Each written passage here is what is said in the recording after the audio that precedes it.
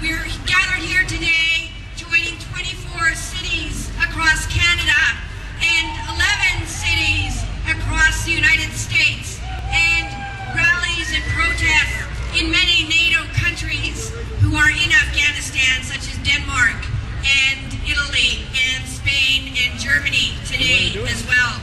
We know that the answer is not billions of dollars spent on war. We know that peace and justice cannot be built on death and destruction in these countries, and that our money, billions of dollars, must be spent, invested in people, invested in social justice, invested in dealing with the root causes, eliminating poverty, fighting environmental degradation and climate change, fighting for social justice against inequality. This is what we must put our efforts towards and what we must build. So we have a little message for Bush and Harper. It goes something like this. Bush, Harper, here's our plan. Troops out of Afghanistan. Bush, Harper, here's our plan. Troops out of Afghanistan. Bush, Harper, here's our plan. Troops out of Afghanistan. Bush, Harper, here's our plan. Troops out of Afghanistan. All right. So next we're going to hear from our keynote speaker, who's traveled many miles to be with us here today, Malalai Joya. Malalai Joya has been called the most outspoken woman in Afghanistan. She's the youngest member of parliament elected to the National Assembly, and she's been suspended from parliament for speaking the truth, for speaking out on behalf of women's issues, for being an advocate for women and children in Afghanistan, and facing and challenging and speaking up against the warlords, drug lords, and criminals in her country. She has faced 4 assassination attempts on her life. She's had numerous death threats. She's been physically attacked in Parliament. And yet, in face of that, she's undertaking projects in Afghanistan to help the people. She has an orphanage, literacy classes for girls, free health care. And we're very pleased she's also been nominated for the Sakharov Peace Award by the European Parliament. She's truly an inspiration to us all. She is loved by the Afghan people, loved by freedom and peace-loving people of Vancouver. Please give Malalai a very warm welcome, and let's show her some love.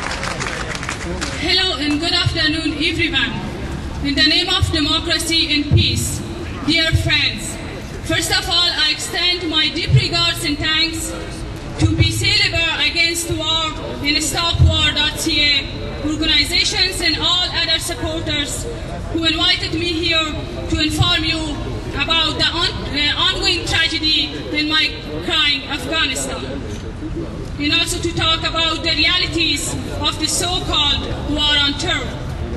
6 years ago, US and its allies attacked Afghanistan under the name of liberating Afghanistan and Afghan women. But unfortunately, they pushed us from the frying pan to the fire, because they replaced, instead of Taliban, the Northern Alliance killers, who are brother and creed of Taliban, and they are mentally same, but physically they has been changed. These Northern Alliance fundamentalists, when they were in power from 92 to 96, they killed only 65,000 innocent people alone in Kabul. And they did many violences against women's rights and human rights in our country. But unfortunately, after 9/11 tragedy, these fundamentalist Northern Alliance, who are brother and creed of Taliban, with the mask of democracy and wearing suit and tie, they come in power. But they do not believe it. We remember weeks after the overthrow of the Taliban regime, Laura Bush stated proudly, because of our recent military gains in much of Afghanistan, women are no longer imprisoned in their homes. The fight against terrorism is also a fight for the rights and dignity of women. And also, only 2 days ago, Donald Rumsfeld stated in an interview, in Afghanistan, 28 million people are free. They have their own president, they have their own parliament, improved a lot on the streets. Do you believe on these lies? No! I'm here now to tell you about the dishonesty and falseness of such statement given out of such bankruptcy of the US policies in Afghanistan. In November 2001, Colin Powell, the US Secretary of State, said, "The rights of women in Afghanistan will not be negotiable."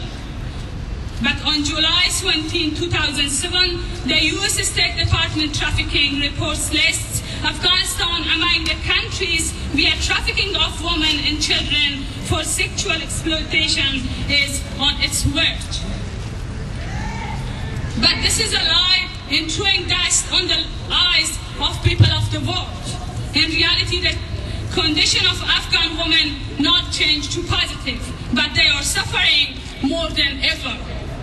And instead of going into much details of the women's rights catastrophe in Afghanistan, let me give you a few shocking examples to describe the terrible conditions of Afghan women in our country. The number of suicide cases among Afghan women was never such high as it is today.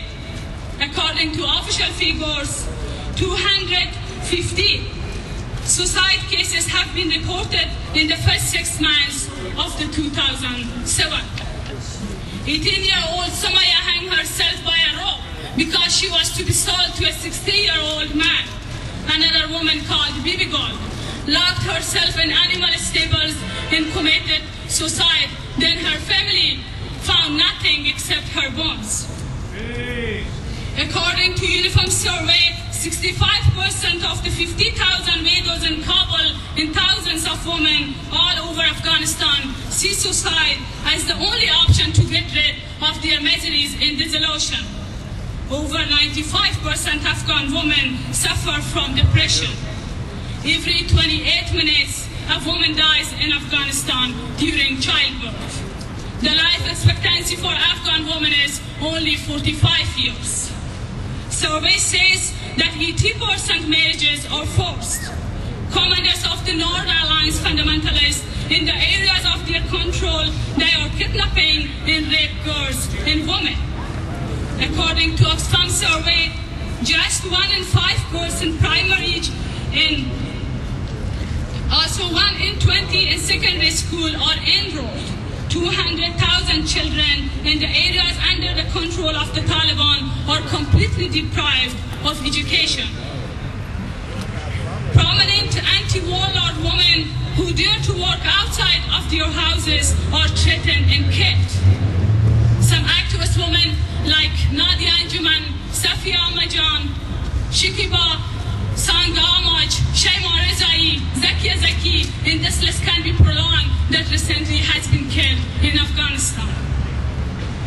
This list shows the disastrous condition of Afghan women today.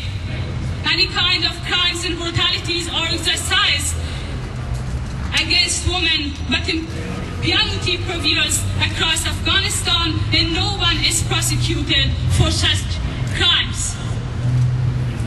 Although some women in Kabul and few cities have access to education and job, but life of women in rural areas is more worse than ever.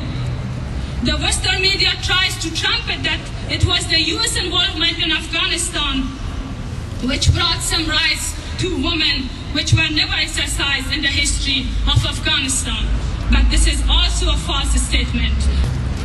Respected friends, 6 years after the US-led attack on Afghanistan, but our devastated country is still chained in the fetters of the fundamentalist warlords and is like an unconscious body betting its last. The Bush administration handed over the power to those who have been tested in the past and are killers, looters, and as dark-minded, evil, and cruel as the Taliban. The only sector in which Afghanistan has progressed beyond imagination is the drugs cultivation and trafficking. According to UN, Afghanistan produced 93% of the opium, which easily finds its way even to the streets of New York.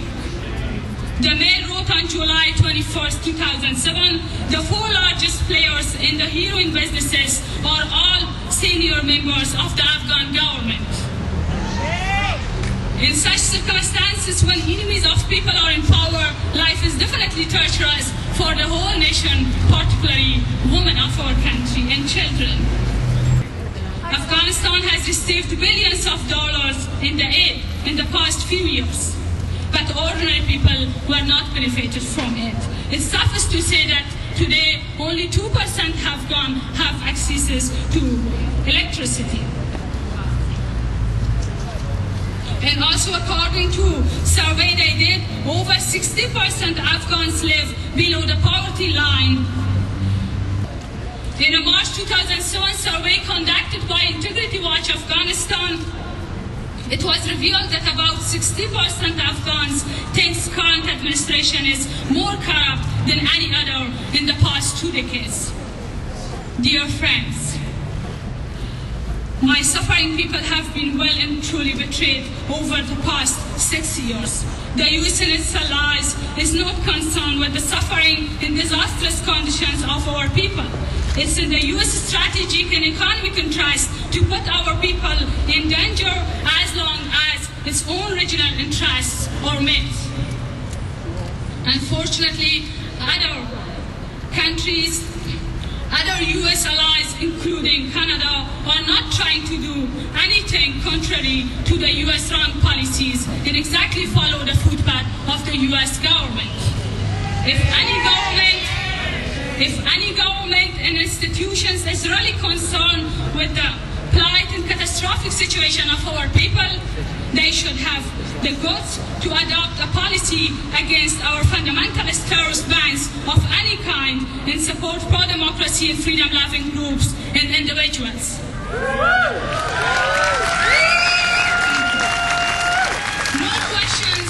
No questions that Afghanistan needs international support to get it into track and rebuild itself. But we don't want occupation. Afghanistan has a long history of opposing foreign invasion. History showed that no nation can bring liberation to another nation. It's the obligation and responsibility of our own people to bring freedom and democracy in their country. People of other countries may only give us a helping hand. Foreign invasion is not a solution for the disastrous situation of Afghanistan. A long-lasting and permanent peace can be achieved through the efforts of our own people, even if it will require a longer time. So with the current situation, when the US has armed and empowered a bunch of killers, when foreign troops left Afghanistan, a civil war may endanger Afghanistan once again. Because both sides, Taliban, terrorists, and also Northern Alliance, are fully armed and supported by the foreign countries. But I think if they seriously consider the following points, then the possibility of a civil war can be minimized. The Northern Alliance must be removed from the power and seriously disarmed in the way of warlord Ismail Khan, disarmed a few years ago. Not through process such as DDR and dialogue, which were funny and useless. The international community and the UN must seriously observe and stop countries like Iran, Pakistan, Russia, Uzbekistan, etc. from sending arms and support to the Taliban or the Northern Alliance killers. They must encourage and support democratic-minded forces and individuals in Afghanistan who have been suppressed for decades, so they could rise as an alternative for Afghanistan. But unfortunately, in the past few years, no efforts were made in this regard, and the warlords threatened and forced democratic-minded institutions to be marginalized. Many Afghans think the US want to keep Afghanistan in current state to legitimate its long presence in the region and make Afghanistan its base for monitoring and controlling the Central Asia republics, China, Iran, and other Asian powers. I think if these troops did not pull out voluntarily in coming future, they may face resistance from people of Afghanistan. Right now, anti-US sentiments are high among people because years of the conflict in Afghanistan have given political consciousness to our people, and they know the US has been responsible for pushing Afghanistan to the current tragedies. It was the US which poured billions of dollars during the Cold War into the pocket of the dark-minded Islamist forces, then helped the rise of the Taliban and Al-Qaeda, and today once again they are supporting the Northern Alliance fundamentalists. The US has always supported the enemies of Afghan people, and all the Afghan terrorist groups are in fact products of the US. I stress again and again that situation in Afghanistan, conditions of its ill-fated women will never change positively as long as the pro-US terrorists, these Northern Alliance, and anti-US terrorists, these Taliban, will be in power. I think peace-loving people in institutions of Canada must realize the fact to help and empower democratic-minded and freedom-loving groups and individuals of Afghanistan who could stand up and able to fight the terrorism and fundamentalism.